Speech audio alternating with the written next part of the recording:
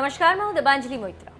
उत्तर प्रदेश के सियासी रण में सूबे के मुखिया योगी आदित्यनाथ, सपाई मुखिया अखिलेश यादव, प्रतापगढ़ के बाहुबली नेता राजा भैया समेत कई धुरंधर नेताओं ने ताल ठोकी थी और इन सभी नेताओं ने जीत भी हासिल की। लेकिन इन तमाम दिग्गज नेताओं के बीच एक ऐसा उम्मीदवार भी है जिसने प्रचंड जीत हासिल कर योगी, अखिलेश, राजा भैया सबको पछाड़कर एक महा रिकॉर्ड बना दिया। ये नेता हैं जिला गाजियाबाद के साहिबाबाद विधानसभा क्षेत्र से चुनाव लड़ने वाले सुनील शर्मा।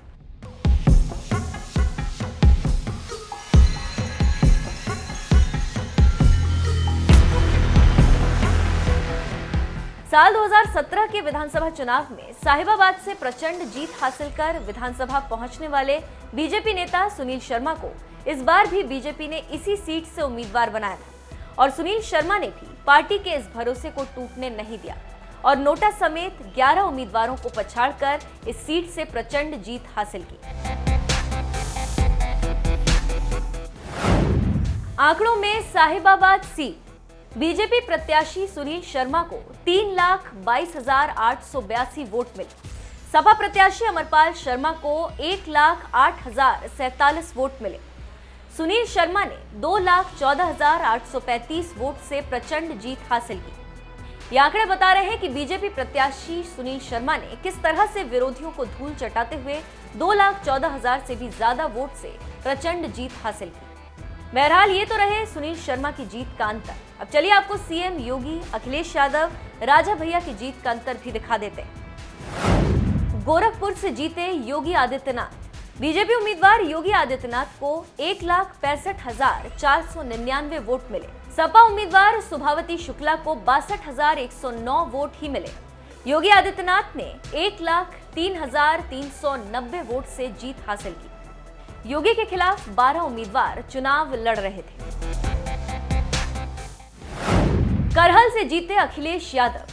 सपा उम्मीदवार अखिलेश यादव को 1,48,196 वोट मिले। बीजेपी उम्मीदवार एसपी सिंह बघेल को 80,692 वोट मिले। अखिलेश के खिलाफ सिर्फ 2 उम्मीदवार ही थे। अखिलेश ने ये सीट 67,504 वोट के अंतर से जीती।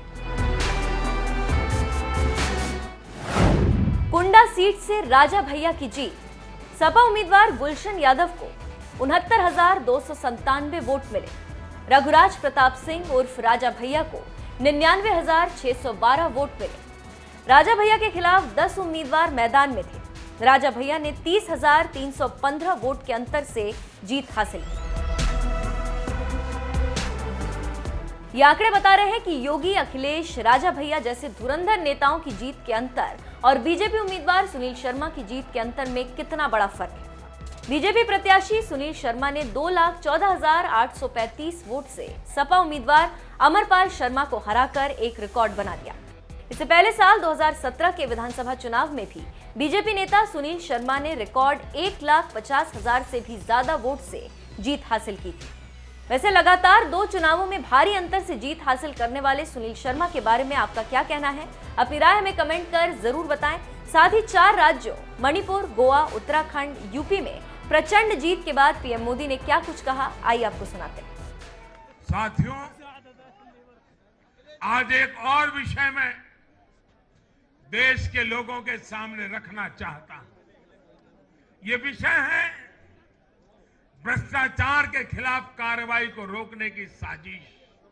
आप मुझे बताइए साथियों, क्या भ्रष्टाचार के खिलाफ कार्रवाई होनी चाहिए कि नहीं होनी चाहिए? भ्रष्टाचार करने वालों पर कड़ी कार्रवाई होनी चाहिए कि नहीं होनी चाहिए? ये भ्रष्टाचार रूपी दिमाग देश में से नष्ट होनी चाहिए कि नहीं होनी चाहिए? साथियों, हमारे देश में भ्रष्टाचार के खिलाफ लोगों में, भ्रष्टाचारियों के खिलाफ, ऐसे लोगों के प्रति एक भयंकर नफरत का भाव रहता है।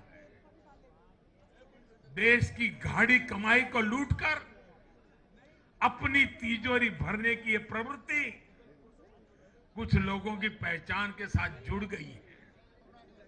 भारतीय जनता पार्टी 2014 में एक ईमानदार सरकार का वायदा करके चुनाव जीती थी और हमारी ईमानदारी को देखकर 2019 में जनता ने हमें और ज्यादा आशीर्वाद दिया।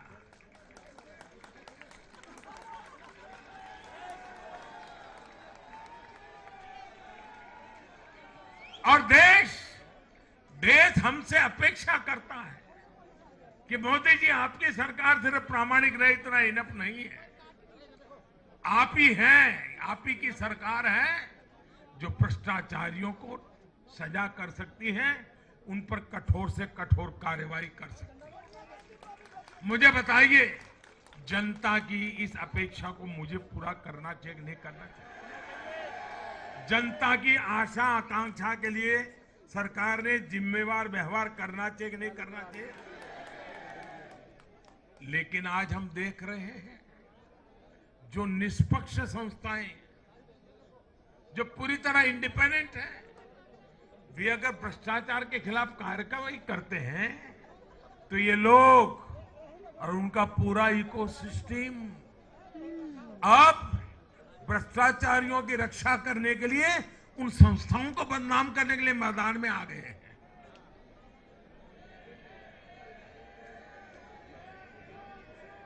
ये देश का कितना बड़ा दुर्भाग्य है कि घोटालों से घिरे लोग एकजुट होकर अब अपनी इकोसिस्टम की मदद से इन संस्थाओं पर ही दबाव बनाने लगे हैं। जांच एजेंसियों को रोकने के लिए ये लोग अपने इकोसिस्टम के साथ मिलकर नए नए तरीके खोजते हैं। इन लोगों को देश की न्यायपालिका पर भी भरोसा नहीं है। पहले हजारों करोड़ रुपए का भ्रष्टाचार करो, फिर जांच भी नहीं होने दो, और जांच करे तो उस पर दबाव बनाओ। ये इन लोगों की प्रवृत्ति है। और देश के लोगों को एक और बात पर मैं ध्यान देना के लिए आकर्षित करना चाहता हूं। ये लोग किसी भ्रष्टाचारी पर कार्रवाई होते ही उसे धर्म का रंग देते हैं, प्रदेश का रंग दे देते हैं, जाति का रंग देने लगते हैं। ये नए तौर तरीके शुरू हुए हैं। किसी माफिया के खिलाफ अदालत कोई फैसला सुना देती है तो भी उसे ये लोग धर्म और जाति से जोड़ देते हैं। ऐसे में भारत के मैं सभी संप्रदायों से आग्रह करता हूं, मैं सभी जाति पे गर्व करने वाले ईमानदार लोगों से आग्रह करना चाहता हूं। उन सबको सोचना होगा कि ऐसे भ्रष्टाचारियों, ऐसे माफियाओं को अपने समाज से, अपने संप्रदाय से, अपनी जाति से दूर करने की हिम्मत करें।